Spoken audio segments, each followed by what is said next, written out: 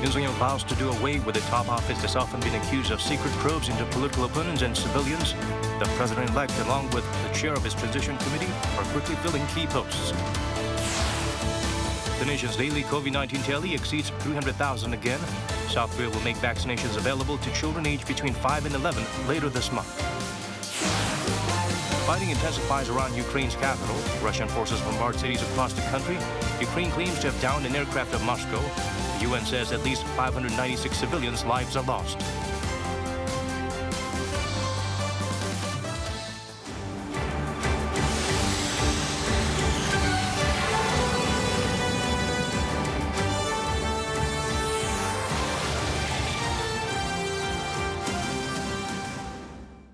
Hope your week's off to a smooth start. I'm Daniel Che here to bring the latest. Let's begin with our top story. President-elect Yoon is speeding up forming the transition team. While visiting a new office set up in Central Seoul, he appointed some key figures to lead special committees on national unity and regional growth. He also dropped by a traditional market and reiterated to the merchants that compensation for the difficulties they faced is on its way. Lee Kyung-eun starts us off. South Korean President-elect Yoon Suk-yeol for the first time headed to his office set up in Tongui-dong in downtown Seoul, just down the road from the Blue House. In a meeting with the leaders of his transition committee, Yoon called for the committee to ramp up its speed, stressing that its core theme will be unifying people. 모든 국정 업무는 궁극적으로 국민 통합을 위한 것입니다. 또한 어느 지역에 사느냐와 관계없이 국민들이 기회의 불이익을 받지 않도록 해야 합니다. Yoon during the meeting named those who will be leading special committees on that very agenda. Kim Han-gil is named as the head of the Special Committee on National Unity. Kim had briefly been part of Yoon's election campaign, recruiting personnel with centrist or non-conservative views. Kim Byung-jun will head the Committee on Balanced National Growth. Kim, during the Roh Moo-hyun administration, had played a key role in planning making the central city of Sejong the administrative capital in an effort to balance out developments focused on Seoul. Their appointments come after Yoon named An Chol-soo, his candidate's emerger partner, as the chair, Kwon Young-se as the vice chair, and Won Yu-ryong as the planning chief. During their first joint meeting, they vowed to do their best to make a successful administration. In a closed-door session, Yoon reportedly reiterated his vision to slim down the Blue House, getting rid of the office of Senior Secretary for Civil Affairs, often accused of secret probe. The Yoon administration could fill their role by reviving the Blue House Special Inspection Bureau and internal anti-corruption body. The president-elect has always been consistent on the idea that everyone is equal before the law. Reviving the anti-corruption body is to be discussed by the transition committee. Later in the afternoon, Yoon visited the nearby Namdaemun traditional market. He vowed small business owners hit by the pandemic will get the compensation he promised them during his election campaign, stressing the importance of the middle class in economic growth. Young-eun, Arirang News. President Moon Jae-in is reportedly scheduled to meet with the president-elect at Cheongwadae on Wednesday afternoon. According to multiple media outlets, Yoon Suk-yeol is likely to ask the outgoing leader to grant a special pardon to jailed former President Lee Myung-bak. They're also likely to discuss a range of issues, including the transition of government, the country's coronavirus response, and imminent signs of North Korea's long-range missile tests. Meanwhile, the chief of Yoon's transition committee, An Chol-soo, says the blueprint for the upcoming administration will be prepared in a speedy manner. The committee's top 5 objectives include restoring fairness and democracy, laying the basis for the country's future economic prosperity, and unifying the country. More than 300,000 new COVID-19 cases reported again. To free up resources, the more widely available rapid antigen tests will be accepted for official purposes as proof of infection status. The government's announced children as young as 5 will be able to get vaccinated starting at the end of this month. Han Sung-woo brings the updates. South Korea reported another 309,790 new COVID-19 cases on Monday. Quite a dip from the highest tally ever recorded on Saturday, but 3 days in a row above 300,000 nonetheless. 1,158 patients are currently in severely ill condition, an all-time high, and with 200 more lives lost, the death toll stands at 10,595.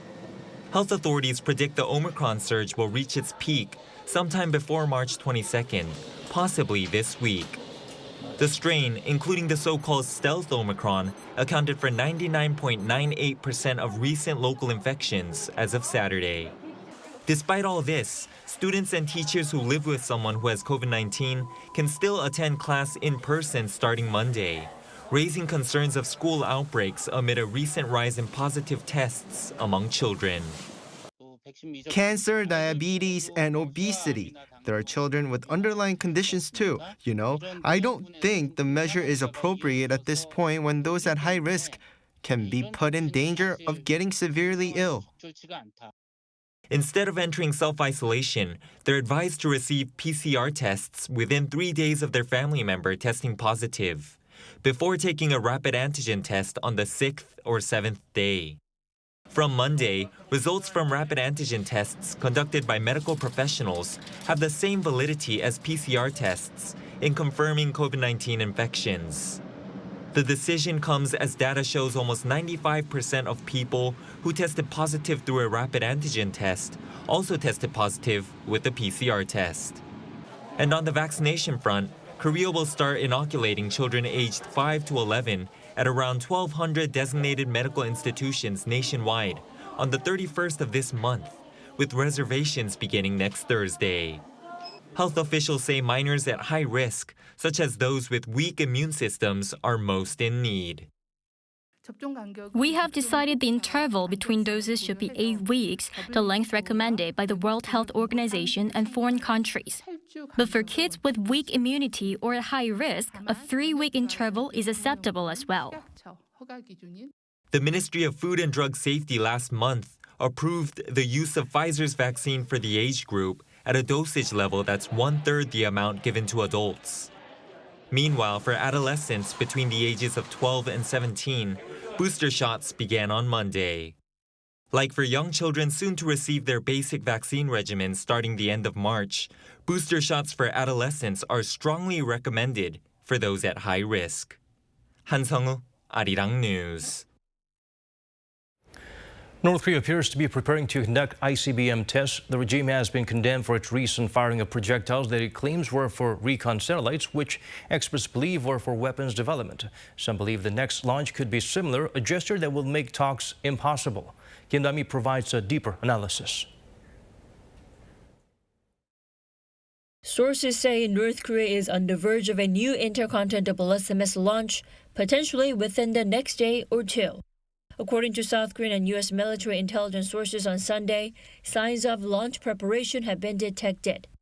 Experts say the upcoming activity will highly likely be similar to recent launches that the regime claimed were reconnaissance satellites and not ICBMs. Kim Jong-un has ordered expansion and development of the North satellite systems, but that can't happen overnight. So the next launch will be like the last one or something a little bit more advanced than that. He added that any upcoming reconnaissance satellite launch would actually be yet more cover for the North's ICBM development, as the satellite and ICBM launches require similar technology. Visiting the Dongchang-ri satellite launch site last week, Kim also ordered the construction of a new outdoor launch observatory, which watchers note are part of a birthday celebration planned for the North's founding leader Kim Il-sung next month. The Dongchang-ri site is where Pyongyang declared a self-imposed nuclear moratorium ahead of the first North Korea-U.S. summit in 2018. But another expert says the North will not break that promise yet, pointing out the next launch is aimed at putting pressure on the Biden administration. If the North violates the moratorium, then there is no room for talks. The North wants negotiations, not to completely destroy the moratorium. The North is in a lot of trouble internally, and there will be no solution to these issues if promises are broken. According to South Korea's defense ministry last week, the North appears to be repairing part of tunnels at its Punggye-ri nuclear site, which was dismantled in 2018. While the Joint Chiefs of Staff is keeping close tabs on Pyongyang's activities, Seoul's Unification Ministry on Monday once again urged the North to immediately halt actions that go against peace and stability on the Korean peninsula and take a path of dialogue and cooperation. Kim Da-mi, Arirang News. Top new envoys of Seoul, Washington, and Tokyo condemned North Korea's latest missile launches and called on the regime to return to talks. Tongui-dong took part in a three-way phone on Monday with counterparts Sung Kim and Takehiro Funakoshi. They pointed out the North's ballistic missile launches violate multiple UNSC resolutions. The officials also urged the regime to immediately halt actions that raise tensions on the peninsula. The trio agreed to closely monitor the situation in the reclusive state and work together on the matter.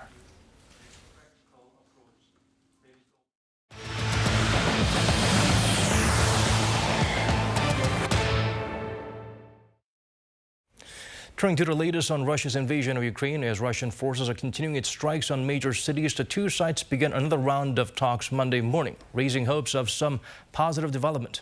Our Ishiu is standing by on the line for us. Shihu, do fill us in. Well, 19 days into the Russian invasion of Ukraine, talks have resumed between Russia and Ukraine. The fourth set of diplomatic talks began on Monday morning at 10:30 Ukrainian time via video. Ukrainian negotiator Mikhailo Podolyak said on Twitter that communication is being held, yet it's hard. So far, talks prior to Mondays have focused mostly on humanitarian issues, and Ukraine was able to evacuate thousands of people from frontline cities on Sunday via 9 negotiated humanitarian corridors. Russian and Ukrainian officials gave their brightest assessments yet of progress in their talks on Sunday, suggesting there could be positive results within days. Podolyak said that Russia is already beginning to talk constructively, and a Russian delegate to the talks, Leonid Slutsky, was quoted by the RIA news agency as saying they had made significant progress and it was possible that the delegations could soon reach a draft agreement. Separately, according to U.S. Deputy Secretary of State Wendy Sherman, Russia was showing signs of willingness to engage in substantive negotiations about ending the war. Ukraine and Russia have set for diplomatic talks on February 28th, March 3rd, and March 7th. And we've also heard that Russia has been accused of using banned chemical weapons against civilians. That's right. Russia has been accused of using illegal phosphorus weapons against civilians in eastern Ukraine. According to Ukraine's human rights ombudswoman Lyudmila Denisova, Moscow used phosphorus munitions in an attack on eastern Luhansk region Saturday. In a statement, she called the bombing a war crime and a crime against humanity, according to the Rome Convention. Moscow reportedly asked China for military equipment and support for the war in Ukraine. Could you tell us a little bit more about that? Well, according to U.S. officials, Russia asked China for support for the war in Ukraine after it began a full-scale invasion last month. Moscow has also asked for additional economic assistance to help prop up its battered economy following sanctions imposed by nations around the world. China has refuted such reports, and a spokesperson for China's foreign ministry accused the U.S. of spreading disinformation. Previously, the White House has said that Beijing would face severe consequences if it helps Moscow evade sanctions. U.S. and Chinese diplomats are due to meet on Monday in Rome. Earlier, you mentioned the talks help evac of thousands, but what about those left behind missing or dead? Are there any efforts to help them? Well, Daniel, to help identify the dead, combat misinformation, and to uncover Russian assailants, Ukraine's defense ministry on Saturday began using facial recognition technology with the help of an American startup, Clearview AI. The company's chief executive was quoted by Reuters as saying Ukraine is receiving free access to the company's search engine for faces, letting authorities potentially vet people of interest at checkpoints, among other uses. Clearview AI's chief executive also said the technology could help Ukraine identify the dead more easily than trying to match fingerprints. That's all I have for this hour. Back to you, Daniel.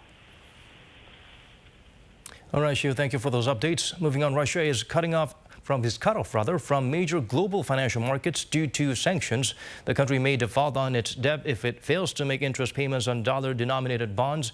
The IMF's managing director pointed out default is no longer improbable. Jeong shares with us her remarks. Now under unprecedented sanctions over its invasion of Ukraine, it's widely expected that Russia might default on its debts as soon as this month. According to JP Morgan, Moscow has dollar-denominated bond payments due this Wednesday of a combined $177 million. And neither of the two contracts gives Russia the option of paying in rubles. Technically, Moscow has a 30-day grace period on the payments, but with expectations low, both bonds are trading at roughly 20 cents on the dollar.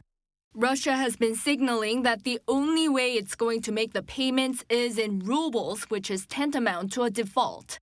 If it fails to make a payment, it would mark its first international default since the Bolshevik Revolution over a century ago. IMF Managing Director Kristalina Georgieva said on Sunday in an interview with CBS that the IMF no longer thinks Russian default is improbable in terms of servicing debt obligations. Also, she said the war in Ukraine will likely lower global economic growth. So, to sum it up, we have tragic impact of the war on Ukraine. We have contraction on a significant basis in Russia, and we see the likely impact on our world economic outlook we will come up with next month to be a downward revision of our growth projections. However, she said a Russian default will not trigger a global crisis for now, since the exposure of global banks to Russia at around $120 billion is not significant. Meanwhile, following decisions by credit card giants Visa and MasterCard to block Russian financial institutions from their payment network, South Korean credit card companies have announced that they're suspending their own services in Russia. To minimize the impact on Korean businesses, the South Korean government from Tuesday will take on guarantees for debts held by small and medium businesses affected by the Russia-Ukraine crisis. 엄지영, Arirang News. South Korea's tech exports hit a record high for February. Semiconductors, display panels, and computers led the way with outbound shipments of chips topping $10 billion for the 10th straight month. Lee Dae-hyun helps us look beyond the digits. South Korea's tech exports last month saw a record high figure for the month of February. The Ministry of Trade, Industry and Energy released a report on Monday showing that the country's ICT exports stood at almost $18.9 billion. This is a 23.7% rise compared to the same period last year. It's also the 11th straight month of double-digit on-year growth. One of the key export items, semiconductors, rose for 20th month in a row with around $10.4 billion of shipments. This is a 24% increase compared to a same period last year and is the 10th straight month that it has been over the $10 billion mark. Exports for both memory and system chips saw a hike as the smartphone and foundry industry thrived. One expert says the rise in exports is related to the high demand for chips. Usually, mass production of memory chips leads to a lower price. However, the ongoing rise in demand for semiconductors is keeping prices high. Outbound shipments of displays increased over 39% on year in February, with more than $2.2 billion of exports mainly on the back of high demand for OLED displays. Shipments of computers and related equipment also jumped over 47% on year, recording more than $1.5 billion. But mobile phone exports dropped by around 5%, reaching $980 million. However, the ministry said due to a new model releases in February, phone components saw an increase by more than 18% on year. ICT exports to 5 major destinations, including the U.S., European Union, and Vietnam, have all risen compared to the same period last year, with exports to China increasing by 20.7% and the U.S. by 14.5%. Lee Dae-hyun, Arirang News. Tuesday marks the 10th anniversary of the South Korea U.S. FTA. The allies are now closer trade partners than ever before. Kim Sung-min sheds light on how successful the deal has been and in which particular areas they've benefited from. A win-win deal could be how to describe the free trade agreement between South Korea and the U.S., which marks its 10th anniversary on Tuesday.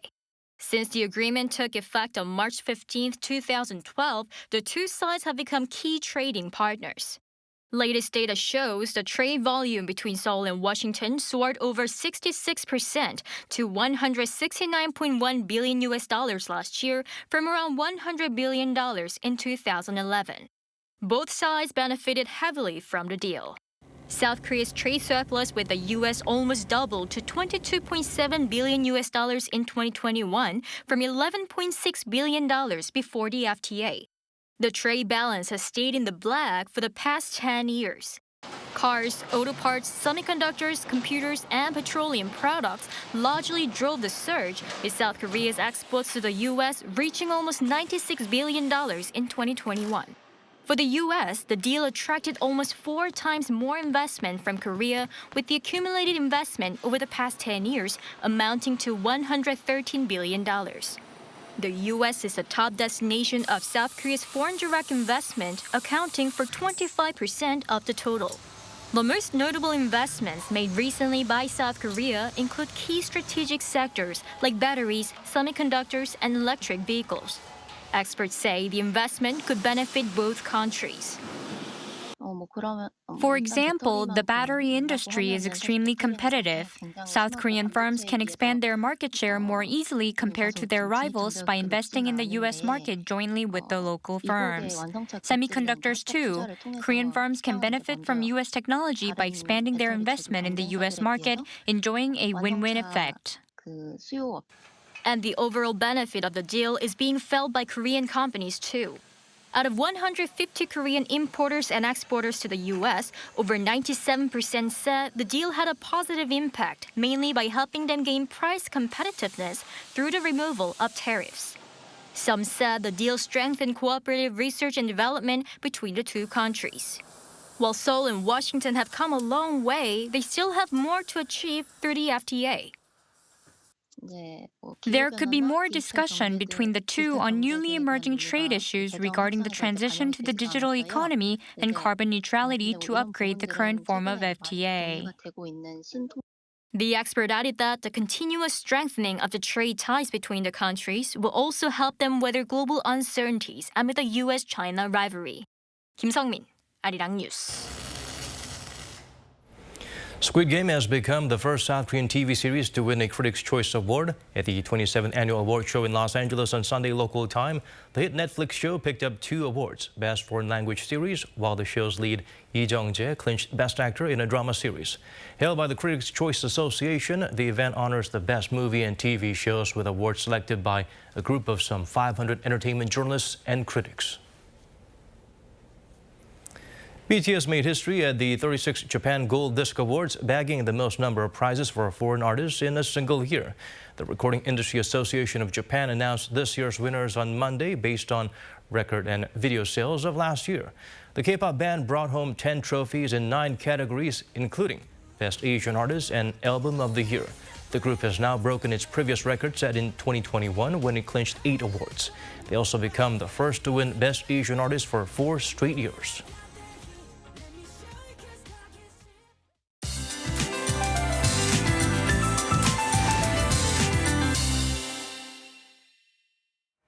Most of the rain has tapered off, including here in this Seoul metropolitan area.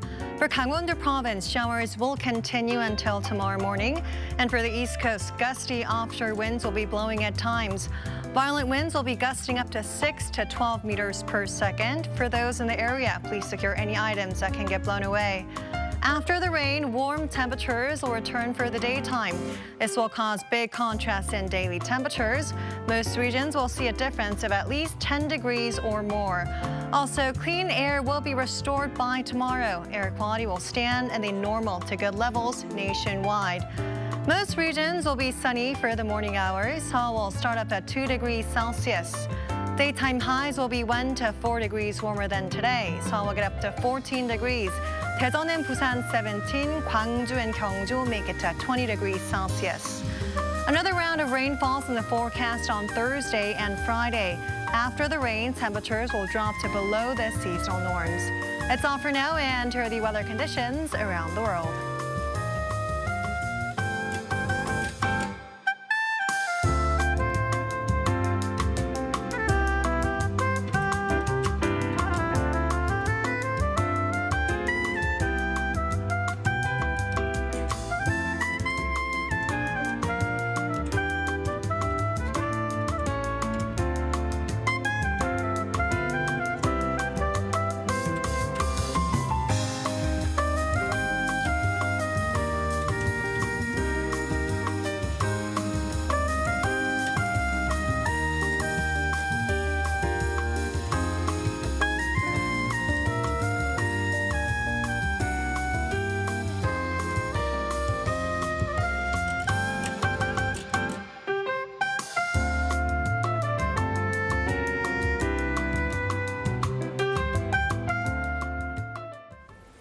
That's all from us. As always, thank you for watching.